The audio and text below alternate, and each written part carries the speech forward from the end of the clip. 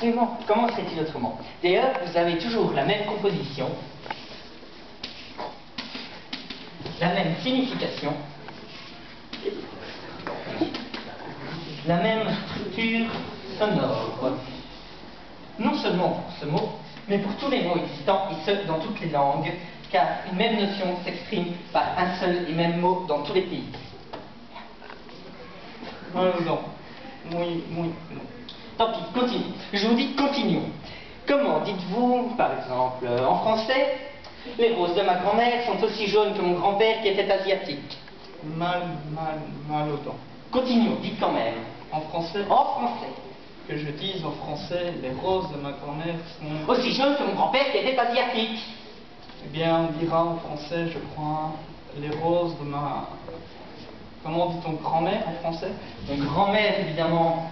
Ma grand-mère sont aussi jaunes. En français, ça se dit jaune. Évidemment.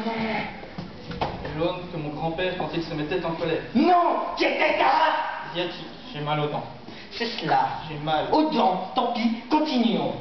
Traduisez maintenant la même phrase en espagnol et en néo-espagnol. Eh bien, en espagnol, on dira les roses de ma grand-mère sont aussi jaunes que mon grand-père qui était asiatique. Oh. Et en néo-espagnol, les roses de ma grand-mère sont aussi jaunes que mon grand-père qui était asiatique. C'est faux, c'est faux, c'est faux! Vous avez fait la peste! Vous avez pris l'espagnol pour du néo-espagnol et le néo-espagnol pour de l'espagnol. Ah non, c'est le contraire. Maintenant, vous vous embrouillez. C'est vous qui m'embrouillez. Soyez attentifs et prenez note. Je vais vous dicter la phrase en espagnol, puis en néo-espagnol et enfin en latin. Prenez garde, car les ressemblances sont grandes, ce sont des ressemblances identiques. J'ai mal aux dents. Ah. En espagnol, les roses de ma grand-mère sont aussi jaunes que mon grand-père qui était asiatique.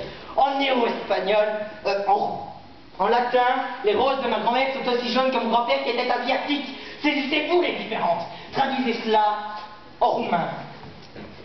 En roumain, comment dit-on rose en roumain? Les roses, voyons. Vous êtes sûr? Ah, j'ai mal aux dents. C'est pas rose.